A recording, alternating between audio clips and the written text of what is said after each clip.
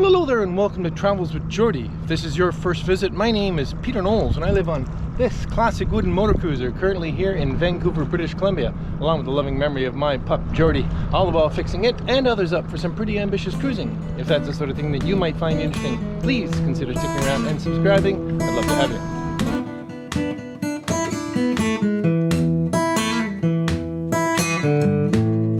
Well, yes, this week is going to be a little bit different. I have been cruising the Sunshine Coast and Desolation Sound for several years now, and I thought it might be interesting for you all if I just culminated that into the best of Desolation Sound and the Sunshine Coast and put it all together in one episode for a resort.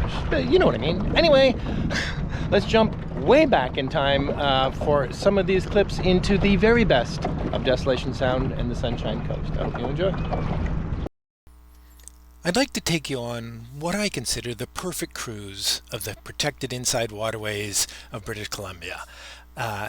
Starting in Vancouver, working up through the Sunshine Coast to Desolation Sound. Well, starting in Vancouver, it's a big urban center, but I only really like the very old part of the city, which is on this tiny peninsula here. It's where the density is, it's where the culture is, it's where, I don't know, it's edgy to me. Here we are in the West End.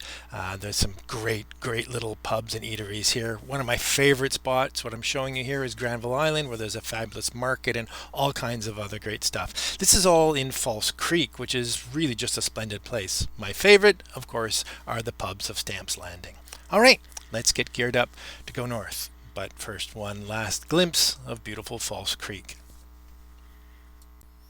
Our first leg will be a 3-hour steam from False Creek to Gibsons, leaving Vancouver and across English Bay through all the freighters that are normally anchored there, and then across the mouth of Howe Sound, which can be a bit exposed if it's windy, into the very protected inner harbor of Gibsons. Now, to be fair, directly opposite there is a provincial park moorage, and it can be exposed to boat wake, which can be quite lumpy. So just go to town.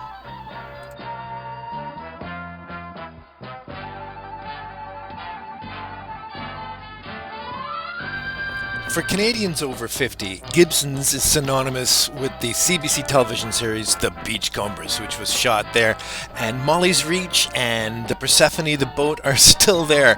So for me, that's really what Gibsons is, even though it's a delightful little seaside town with fantastic shops and boutiques and a great market. Thanks to BC Tourism for these clips.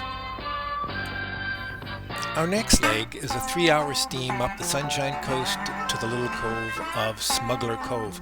Now, this is still a fairly exposed leg, and if the wind's up over about 15 knots, it will be a bit lumpy, but it's either on your nose or on your stern, so not too bad.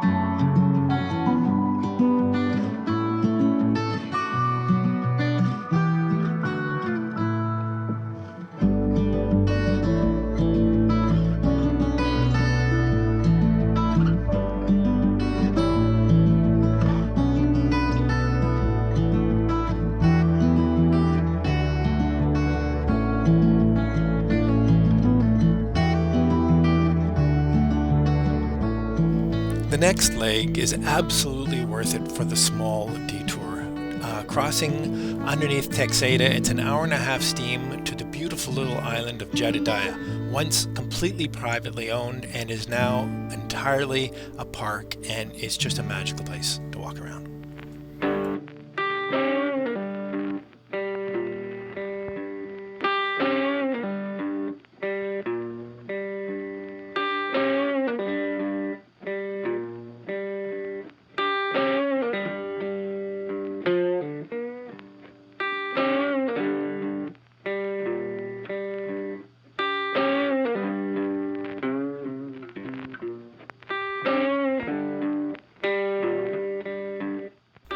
Jedediah has several lovely anchorages, either protected from the northwest or the southeast, so choose your route. We're going to take a steam about half an hour from Codfish Bay up to the top end to Long Bay, which is just a really, really sweet spot.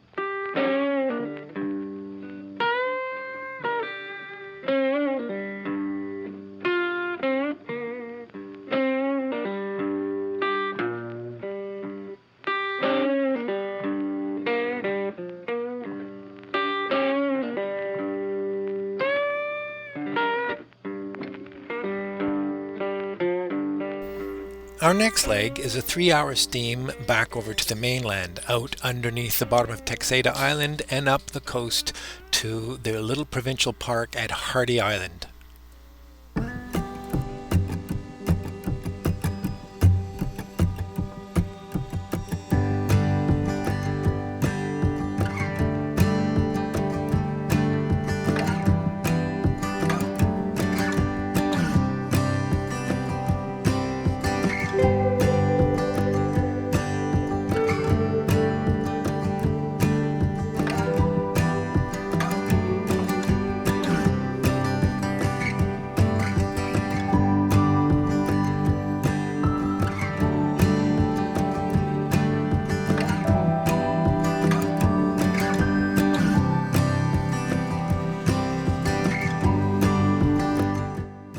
Leaving Hardy Island, we'll travel further north, steaming about 3.5 hours up to the city of Powell River. This is relatively well protected being inside Texada, but still I usually find this kind of a tough leg. Perhaps that's because the destination is largely for provisioning. And it's true, stopping in Powell River is most likely to resupply, but in that sense it's very valuable at that. It has everything you're going to need, pretty much: a chandlery, hardware store, the big box stores, and at least one really great little restaurant right on the main street.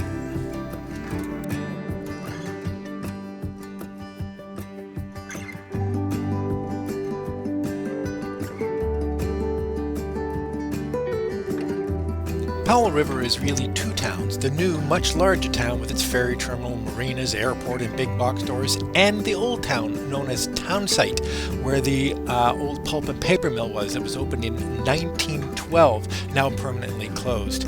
These breakwater things you see at the bottom are actually concrete ships used as a breakwater. They call them the hulks. Extraordinary. Carrying on north, we'll steam about 2 hours to the little town of LUND, which is the last town before Desolation Sound, which makes it pretty much base camp for Desolation Sound, and to me, a kind of special spot.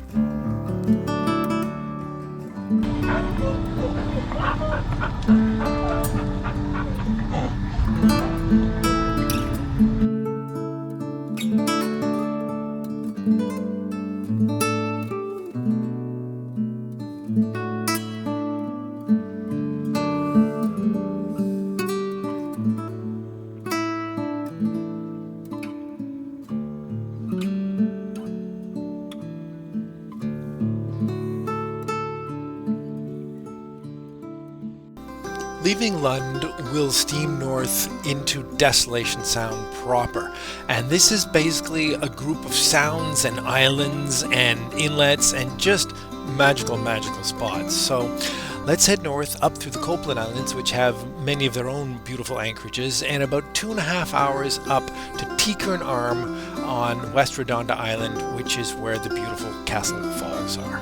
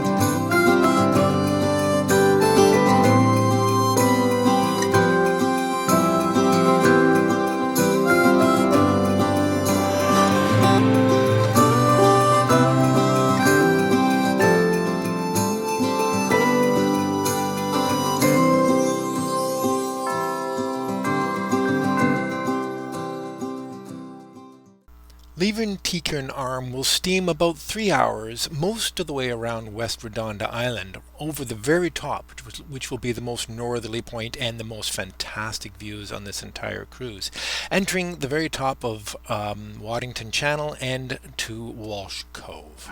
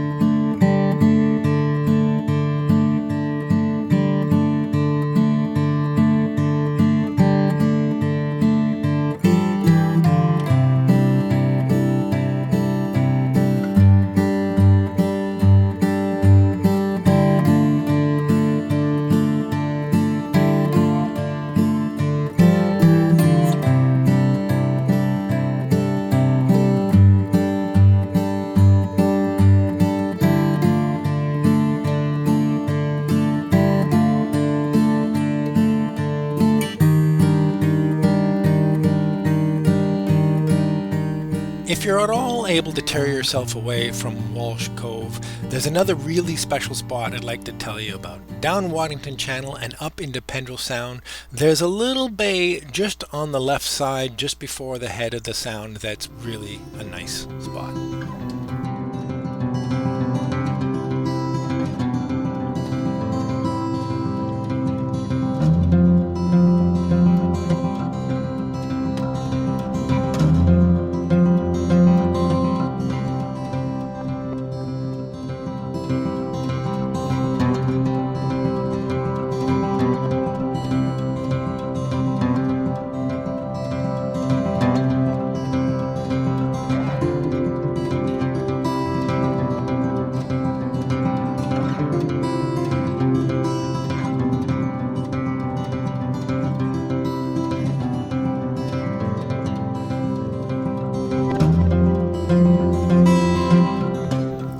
back down out of PENDRELL and through the bottom of Waddington, we can turn right into one of the most favorite spots in all of Desolation Sound, ROSCOE Bay. But be advised, the entry is shallow and can only be navigated in most boats at least mid to full tide.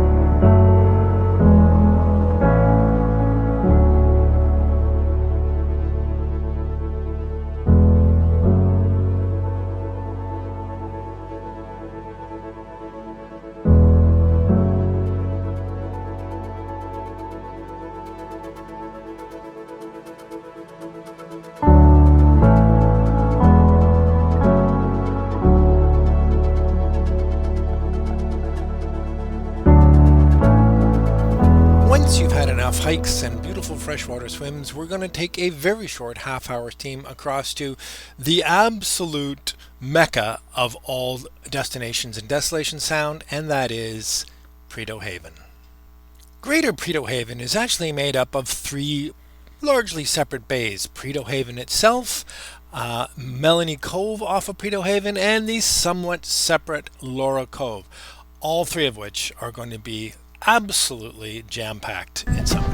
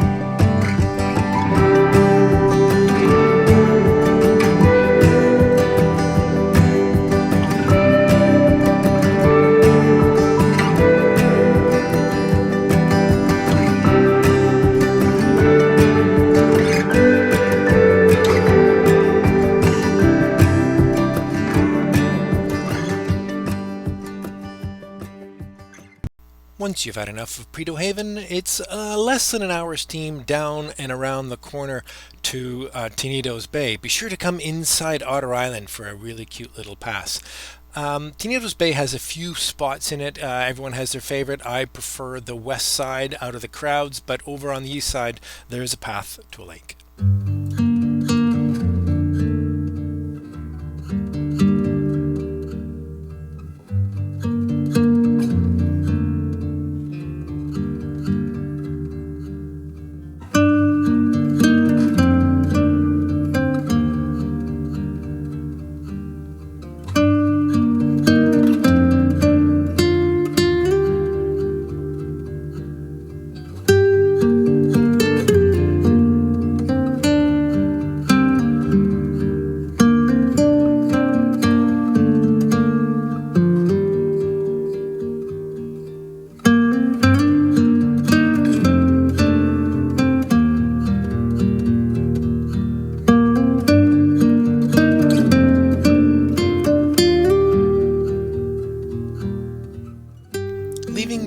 cruise, it's only about a 20-minute steam westward to a bay on the little island of Mink Island. It seems unprotected, but it's really not quite bad, and the views are awesome. But what's most important, it has the best internet in all of Desolation Sound.